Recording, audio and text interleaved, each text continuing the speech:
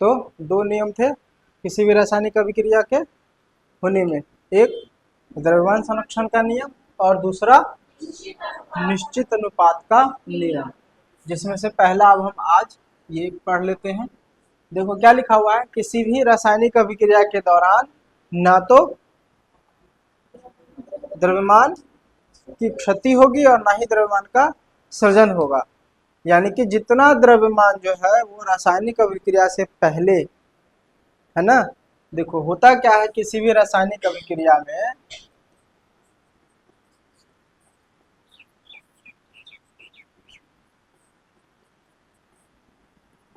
रासायनिक अभिक्रिया में होता क्या है कि अभिकारक होते हैं। क्या होते हैं? अभिकारक। और इसके अंदर कोई रासायनिक अभिक्रिया होगी, ठीक है, और बनेगा क्या बनेगा? उत्पाद। क्या बनेगा? उत्पाद बनेगा। तो जितना द्रव्यमान अभिकारक का होगा उतना ही द्रव्यमान उत्पाद का होगा, ठीक है। इस रासायनिक अभिक्रिया के दौरान जो द्रव्यमान है वो उसकी क्षति नहीं होगी और ना ही कोई द्रव्यमान जुड़ेगा अलग से। थोड़ा भी मात्रा में द्रव्यमान बढ़ेगा नहीं और द्रव्यमान घटेगा नहीं, ठीक है। हो सकता है कि द्रव्यमान का अलग अलग रूपों में विभाजन हो जाए। बात समझ रहे हैं? इधर से अभिकारक का द्रव्यमान है और उत्पाद का द्रव्यमान कभी कभी अंतर आ जाएगा। इधर जितना उत्पाद है अभिकारक का द्रव्यमान है उधर कम रहेगा। तो जब कम रहेगा तो सर जी आप तो कह रहे कि ना तो सृजन होगा और ना ही विनाश। तो विनाश कैसे हो गया? विनाश मतलब कम हो जाना, खत्म हो जाना, कम होना या खत्म हो जाना। और सृजन मतलब बनना, है ना, बनना, रचना। कहा क्या गया है कि किसी भी रासायनिक अभिक्रिया के दौरान द्रव्यमान का ना तो सृजन होता है और ना ही विनाश। यानी कि जितना था उतना ही रहेगा, ना उससे ज्यादा ना उससे कम। क्या चीज? द्रव्यमान ना तो घटेगा ना ही बढ़ेगा। नई प्रकार की चीजें बनेंगी, है ना, नए प्रकार की चीजें बनेंगी। इधर कुछ और प्रकार का चीज रहेगा और वो बन जाएगा कुछ और। इधर रहेगा गंगाधर, उधर बन जाएगा शक्तिमान। देखियो, गंगाधर शक्तिमान नहीं जानते ना तुम लोग?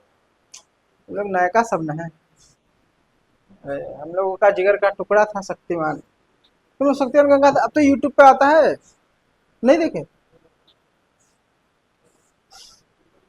चलिए, तो अभिकारक किसी और प्रकार का होगा और उत्पाद किसी और प्रकार का होगा। अभिकारक जो है उतना ही उत्पाद बनेगा ऐसा जरूरी नहीं है। ये दो तीन गो हो सकता है और इधर भी दो तीन हो सकता है। इधर एक ही भी हो सकता है, इधर दो तीन गो हो जाएगा। मतलब कोई नंबर का ऐसा फिक्स नहीं है। फिक्स क्या है? द्रव्यमान। और एक और चीज फिक्स है, वो दूसरे नियम में। अभी पहले नियम में क्या फिक्स है कि द्रव्यमान निश्चित रहेगा, द्रव्यमान की ना तो हानि होगी ना ही वृद्धि होगी, बढ़ेगा ना घटेगा। लेकिन कुछ अभिक्रियाओं में जब आगे चल के अगर आप जांच पड़ताल करोगे, प्रयोग करोगे, तो आप पाओगे कि इधर अभिकारक का जो द्रव्यमान है इधर उत्पाद का द्रव्यमान में कमी आ गया। तो उससे इस बात पर कंफ्यूज नहीं हो जाना है और ये नहीं सोचने लगना है कि बड़ा कह रहे थे नियम, ये तो द्रव्यमान कम गया, द्रव्यमान का क्या हो गया। ऐसा नहीं होगा। असल में वो द्रव्यमान उतना जो था, मान लो कि इधर द्रव्यमान था 10 और इधर द्रव्यमान इसको जब तौल रहे हो तो इधर निकल रहा है 9, तो एक किधर गया? ये जो एक है वो हो सकता है कि ऊष्मा के रूप में निकल गया हो, ऊर्जा के रूप में निकल गया हो, उसमें से कुछ चीज गैस बन के निकल जाएगा तो उसको भी तो तौल नहीं पाओगे, है ना। तो द्रव्यमान निश्चित रहता है। हाँ, पूरा चीज एकदम नाप लोगे अच्छे से, कितना चीज बना भौतिक रूप से जिसको तौल रहे हो। गैस बना अगर उसको भी तौल लोगे, हीट निकला उसको भी अगर तौलने का आपका कॉन्सेप्ट होगा आप सीख जाओगे। तो सारा अगर तौल पाओगे तो आपको दिखेगा कि जितना द्रव्यमान इधर है उतना ही द्रव्यमान उधर है। द्रव्यमान में कोई क्षति नहीं होती है। वास्तव में किसी भी रासायनिक अभिक्रिया में कहीं पे भी होगा तो द्रव्यमान की क्षति नहीं होगी। एक तरीके से आपने इसे वो सुना आपने ऊर्जा संरक्षण का नियम? ऊर्जा संरक्षण का नियम सुना है? नहीं सुना? ऊर्जा ना तो उत्पन्न की जा सकती है और ना ही नष्ट की जा सकती है। ऊर्जा ना तो उत्पन्न की जा सकती है और ना ही नष्ट की जा सकती है। इस ब्रह्मांड में जितनी ऊर्जा है उतनी बनी रहेगी, ना तो वो कभी कम होगा ना वो कभी बढ़ेगा। तो सर गाड़ी में पेट्रोल डालते हैं वो ऊर्जा है, सिलेंडर में जो गैस है तो ऊर्जा है, तो कैसे खत्म हो जाता है? खत्म हो जाता है ना। और मैंने नियम क्या बताया, ना तो ऊर्जा खत्म होगी और ना ही नई ऊर्जा बनेगी। लेकिन हमारे गाड़ी में हमारा खुद सुबह एकदम एनर्जेटिक रहते हैं और धीरे धीरे कम हो जाता है हमारे अंदर से ऊर्जा। फिर ये कैसे हो जा रहा है? हमारे अंदर से तो ऊर्जा खत्म हो गया ना। और जो मैं नियम बता रहा हूँ वो क्या नियम है, ना तो उत्पन्न होगी ना नष्ट होगी। तो नियम का असल जिंदगी में मैच कर रहा है? बोलो, असल जिंदगी में मैच कर रहा है क्या? नियम नियम क्या कह रहा है कि ऊर्जा ना तो नष्ट होगी और ना ही उत्पन्न होगी, है ना। जबकि आप देखते हो कि आपकी ऊर्जा खत्म भी हो जाती है, फिर अगली सुबह उठते हो खाना खा लेते हो अगर, तो फिर आपकी ऊर्जा उत्पन्न भी हो रही है और खत्म भी हो रही है। और नियम क्या कह रहा है? हाँ, तो इसीलिए इसका अभी परिभाषा में आगे लिखा हुआ है कि ऊर्जा ना तो उत्पन्न की जा सकती है ना ही नष्ट की जा सकती है, उसका सिर्फ एक से दूसरे रूप में रूपांतरण होता है, रूप बदल जाता है। ऊर्जा का रूप बदल जाता है ना। आपके शरीर में जो ऊर्जा है वो आपके शरीर से निकला और किसी और जगह पे इस्तेमाल हो गया, वो उधर चला गया। इसका बहुत अच्छा उदाहरण आप समझिए तीर धनुष वाले से। आपको दिन भर अगर धनुष चलाने कहा जाए तो थक जाओगे, ऊर्जा खत्म हो जाएगा आपका, होगा कि नहीं होगा? अच्छा जी, आपने ऐसे धनुष उठाया, ऐसे खींच दिया, आपका बाह खिंचाया, शरीर से ऊर्जा निकल गया, तो गया कहाँ?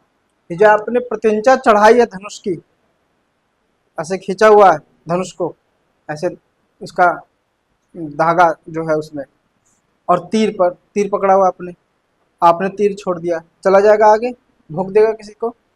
और तीर आप ऐसे उठाओ और ऐसे ही फेंक दो, भोंकाएगा? क्यों? क्योंकि जो ऐसे हाथ से फेंक रहे हो तो उस तीर में कोई ऊर्जा नहीं है। और जो आपने उठाया ऐसे खींच के मारा, एकदम बाण खींच के, तो उसमें तो उस बाण ने क्या खाना खाया है, विटामिन लिया है, प्रोटीन शेक पिया है? कुछ भी नहीं खाया पिया। उसमें कहाँ से ऊर्जा चली आई? वो जो आपने खींचा धनुष को, उसकी वजह से उसके अंदर ऊर्जा चली जाएगी। कैसे कैसे जाएगी, थोड़ा लाइन समझ लेते हैं। आपके शरीर में जो ऊर्जा है वो पेशीय ऊर्जा है, पेशीय डोले सोले वाला, और आपने खींचा, वो ऊर्जा उसमें यांत्रिक ऊर्जा से उस धनुष में चला गया। अब धनुष को जो आपने खींचा हुआ है उसमें कौन सी ऊर्जा आ गई? स्थितिज ऊर्जा आ गई। कौन सी ऊर्जा आ गई? ऊर्जा का रूप बदला। कहां से कहां पहुंच गए हम लोग? कौन सी ऊर्जा? पहले आपका पेशीय ऊर्जा था, है ना। फिर ये आपका स्थितिज ऊर्जा, किसमें? धनुष में। सर आप तो ये बता रहे थे ना, ये कहां से ऊर्जा बताने लगे? क्योंकि जो रासायनिक अभिक्रिया के ये जो आपका है द्रव्यमान संरक्षण का नियम है, वो ऊर्जा संरक्षण के नियम से इंटरकनेक्टेड है, जुड़ा हुआ है। देखिए, पेशीय ऊर्जा, स्थितिज ऊर्जा, और वो तीर में मिल जाएगा, तीर दौड़ता हो जाएगा, तीर में गतिज ऊर्जा। अब मान लो कि आदमी जितना ताकतवर है, जितना अच्छे से धनुष को खींच पा रहा है, उसका तीर उतना तेज जाएगा, है ना। और जो पिलपिला सा है, थोड़ा कमजोर है, वो धीरे से खींच पाएगा तो उसका तीर धीमा जाएगा। यानी कि आपके शरीर के ऊर्जा के हिसाब से ही तीर जाता है। तो जितना आपके अंदर ऊर्जा, उसी हिसाब से धनुष के अंदर गया और धनुष के से तीर में जाएगा। तो क्या आपका ऊर्जा खत्म हो गया या आप में से निकल के कहीं और चला गया? आप में से निकला जो ऊर्जा वो तीर में गया, तो ऊर्जा का हानि हुआ? नहीं हुआ। पेशीय ऊर्जा कहाँ चला गया? तीर में चले गया, गतिज ऊर्जा बन के। फिर इसलिए मैंने कहा था कि ब्रह्मांड में जितनी ऊर्जा है वो निश्चित रहेगी बस, है ना। और फिर आपको एक आप पढ़ोगे निकाय, निकाय पढ़ोगे, उस हिसाब से फिर बाद में देखेंगे, कभी पढ़ोगे कभी क्या मतलब 12th वगैरह में कि निकाय बंद निकाय, उसमें ऊर्जा की बात करेंगे। अभी शॉर्ट में ये समझिए कि ऊर्जा को ना तो नष्ट किया जा सकता है और ना ही उत्पन्न किया जा सकता है, सिर्फ एक रूप से दूसरे रूप में उसका रूपांतरण होता है। क्या है ऊर्जा संरक्षण का सिद्धांत?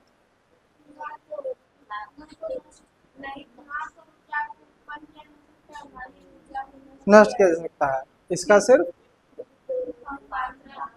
एक प्रकार की ऊर्जा से दूसरे प्रकार की ऊर्जा में। हाँ, और ऊर्जाओं के प्रकार हो गया उष्मीय ऊर्जा, पेशीय ऊर्जा, गतिज ऊर्जा, स्थितिज ऊर्जा, रासायनिक ऊर्जा, बहुत सारी ऊर्जाओं के प्रकार, है ना।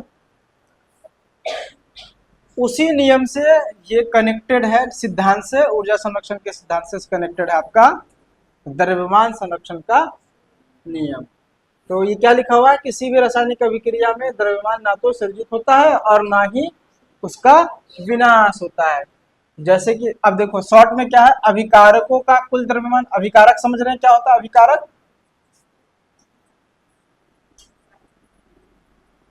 अभिक्रिया में भाग लेने वाले पदार्थ, वाला नहीं वाले, एक या एक से ज्यादा भी हो सकते हैं, है ना।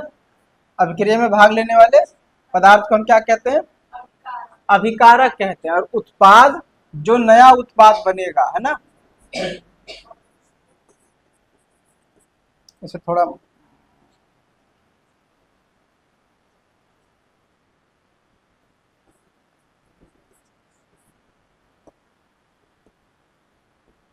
अभिक्रिया के फलस्वरूप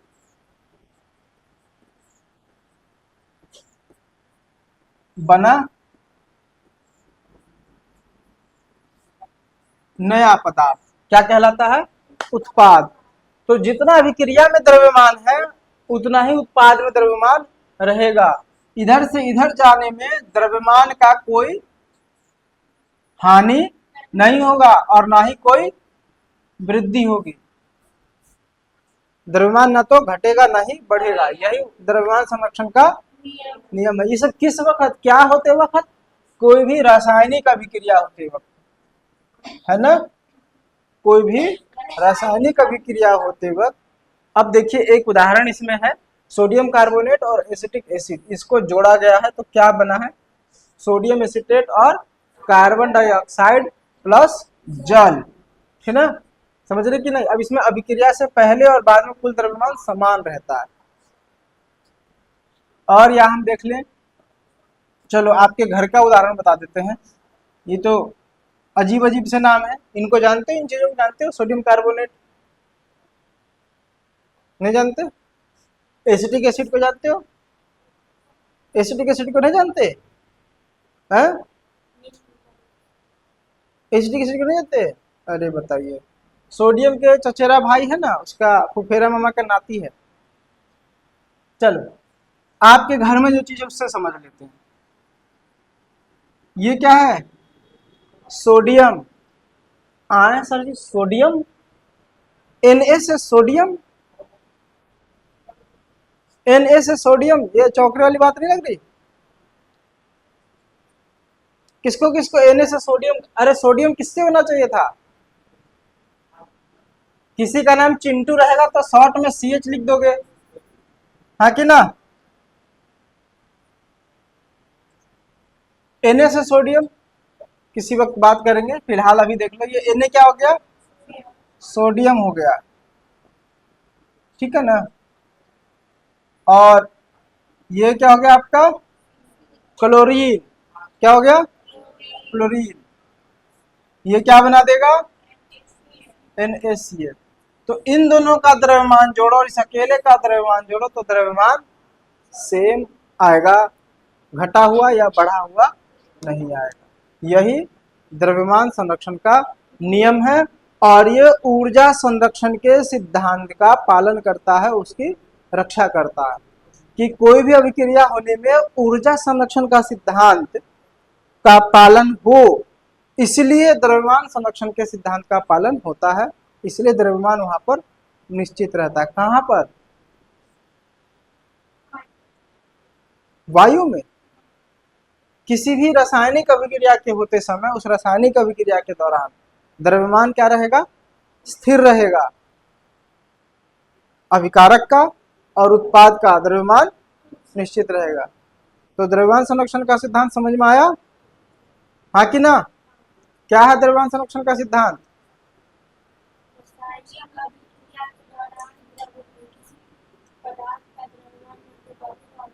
किसी भी पदार्थ का, किसी भी पदार्थ का क्यों नहीं बढ़ेगा घटेगा? रासायनिक अभिक्रिया में क्या क्या चीज होता है? इधर पार्टिसिपेट करेगा, जो बनाएगा उसको क्या कहेंगे? अभिकारक। और जो बनेगा उसको क्या कहेंगे? है ना? जो बनेगा उसको क्या कहेंगे? और जो बनाने में भाग लेगा उसको क्या कहेंगे? क्या कहेंगे? हाँ। तो अभिकारक और उत्पाद का द्रव्यमान हमेशा, हाँ। क्या होता है द्रव्यमान संरक्षण का सिद्धांत?